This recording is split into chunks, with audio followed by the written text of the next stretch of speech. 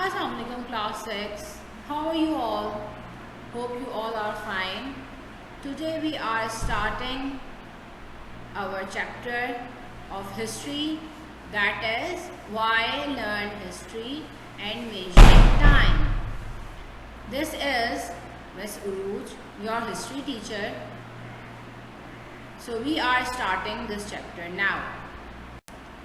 So class, the content which we are covered in this topic are: history is interesting, history teaches us to learn from the past, history teaches us to understand the modern world, measuring time. I am giving you the brief description of each of the topic in the upcoming slides. Okay class, the topic of the chapter is why learn history and measuring time. For the introduction, we are saying history is a study of life in society in the past in all its aspects in a relation to present developments and future hopes. It is a story of man in time and an inquiry into the past and based on evidence. Means we are doing some inquiries which are based on evidence, and we can make our present beautiful and develop our future very well. The reason why we learn history are history has given us millions of brilliant ideas. As we all know, no idea comes in the mind by the first person. Like if we want to make an aeroplane, so if a person slept at night and woke up and said it's a model of the airplane, it is not possible. There is so many experiences are there which are done step by step, and it's all give us the idea from the history. History help us understand trends about ourselves. History also gives the trends that how the human is living, fashion trends, eating trends, educational trends, and whatever. History gives us inspiration and motivation. History means like it gives us inspiration and motivation, in which sense like we have so many stories that a person start by zero, by like no space, no worth and all that, like in Einstein and Thomas Edison and all that, but they can keep going and they are doing their hard work and achieve the target. So it also gives us the motivation and inspiration. History help us empathize with past generation. Okay, fine. Empathize means we have to connect ourselves with the past generation. Like we are not feeling that we are so much different from the past generation. We are related to them. Okay. Now the fifth and the last point is history remind us we are human. History give us the review that we are human. What is the reason of our birth? Why we are different from the animals and other creatures? What is the basic target and purpose of our living, our life? That is education, helping mankind, making peace on the earth, and etc. Now the topic is measuring time. Why we are measuring time and what and all. The introduction of the measuring time is that the measurement of time begins with the invention of sandals in ancient Egypt, sometime prior to 1500 BC. However, the time the Egyptian measured was not the same as a time days clock measure for the Egyptian, and indeed for a further 3 millennia the basic unit of time was the period of daylight. Like the measuring time is starting so pastly from Egypt or ancient Greek and all that, and they are gradually comes to the clock hour. They are first of all they are appreciating about the daylight timing and all that, but after that day by day they are changing and having progress and make a wall clock and all, but a clock or watch or the time zone, and with the help of longitude and latitude and all that. Okay. Okay class, the first topic is why learn history. People often ask, why do we learn history? It's boring.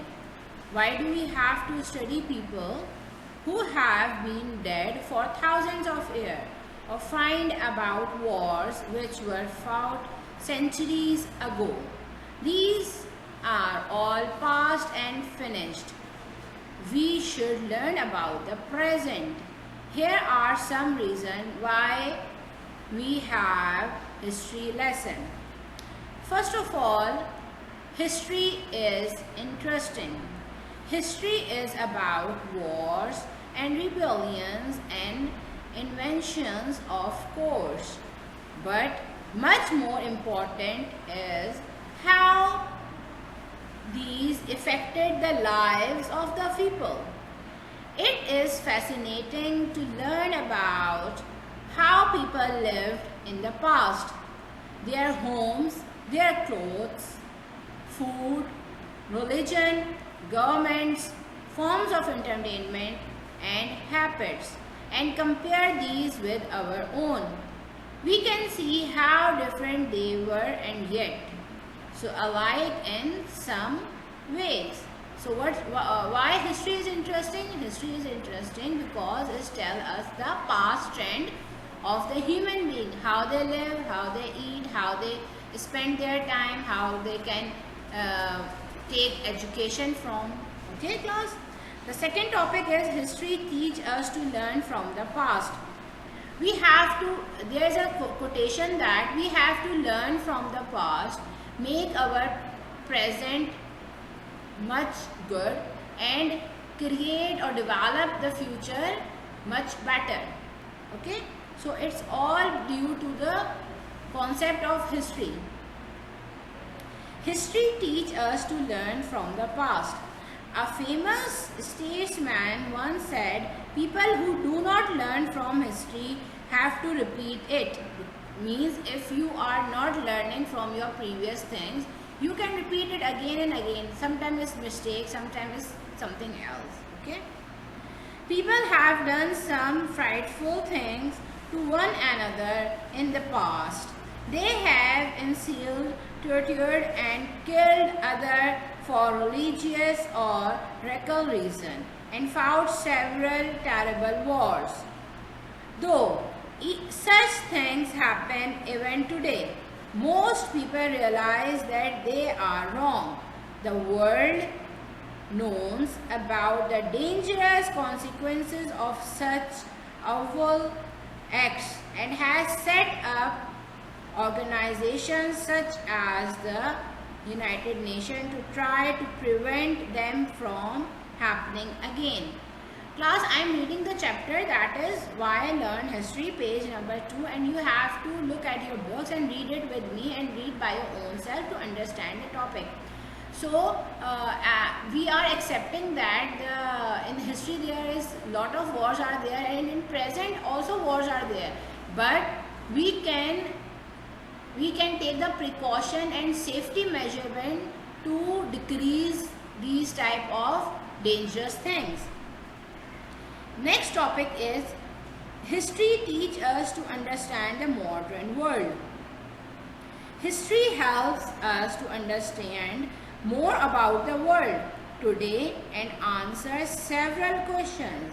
Why are there several kinds of government and laws and different ways of life? It shows us why some countries are poor and some rich, and perhaps the way to make the poor ones richer. It helps us to understand how present problems between nations have risen from the past mistakes. For example, India-Pakistan dispute over Kashmir or the Arab-Israel conflict. So class, the main basic topic, the next basic topic is measuring time. How can we measure time? How can we say that it's night, it's day, we have 7 days a week, 12 months in a year, 365 days in a year, and like how can we calculate it? It all comes under the umbrella of measuring time. Okay class? For 1000, I am reading that chapter again for you, and you have to read it by your own self with me to understand the topic. But put your fingers on your book. Okay, I'm starting reading. Like, for thousands of years, people have needed to measure time. Even if it was a rough estimate, the primitive hunter-gatherer who wanted to know how much longer he could go on before making camp learned to estimate by looking at the sun.